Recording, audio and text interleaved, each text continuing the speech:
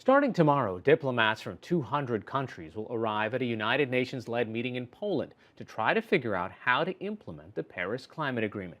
Yesterday, after week one of the two-week meeting, delegates to the International Climate Conference failed to reach agreement on rules for nations to record and report their greenhouse gas emissions. Outside, protesters demanded immediate and stronger action to reduce global warming. Scientists warn the diplomats that the climate is warming even more rapidly than predicted, but current disputes between the countries with the largest carbon footprints, the United States and China, may threaten the high-stakes climate negotiations. Joining me now is Somini Sengupta, the New York Times international climate reporter. Now, the U.S. has said we are leaving the Paris Accords, but these meetings continue. Why are they important? So remember, the Paris Accord was signed 3 years ago, and it was an aspirational global agreement. Now, countries around the world have to figure out how to put it into effect. And that's what they're doing now in the Polish city of Katowice, which is in the middle of Poland's coal country, actually. And even though the U.S. has pulled out, announced its intention to pull out, rather, the United States remains in the agreement until the end of 2020. That's just the way the agreement is written. It takes some time before you can actually exit.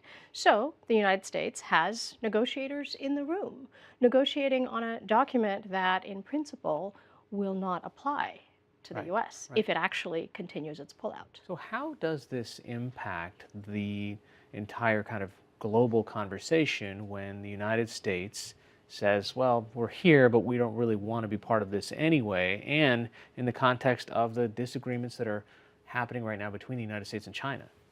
So for the United States and China, how to address climate change is their most consequential, most important diplomatic test. We know where the U.S. stands on that. It has announced its intention to pull out. China is still in. All the other countries of the world are still in. The U.S. is the only country that has signaled its intention to pull out.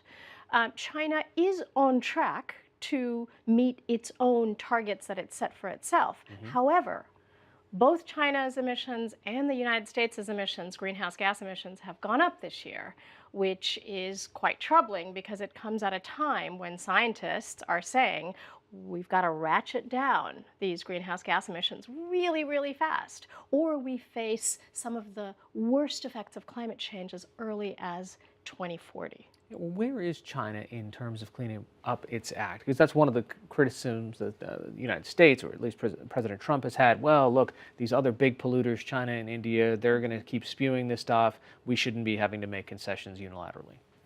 So the way the Paris deal works, every country sets its own targets. Every country says, we're going to ratchet down our emissions by this much by this date. Now, where all the countries stand right now, even if they do everything that they've promised and they're not anywhere close to doing that, it's still not enough to bring down global temperatures, right? So where does China stand? China and the United States together account for 40% of global greenhouse gas emissions. So if the world as a whole is to turn, you need to see action on the part of these two countries. The United States is nowhere close to meeting its targets presently, although it should be said that a lot of cities and states and companies around the United States are making effort. You know, they're saying their slogan is, we're still in, like we're still in the Paris deal. Where is China at the moment? As far as we can tell, China's emissions went up, right, this year and last year, but China is on track to meet its own targets. China is having a hard time getting out of coal. It was supposed to shut down a lot of coal-fired power plants, but that's proving to be difficult. At home, much more worrying, China is developing and funding coal-fired power plants all over the world. I went to the site of one in Kenya earlier this year.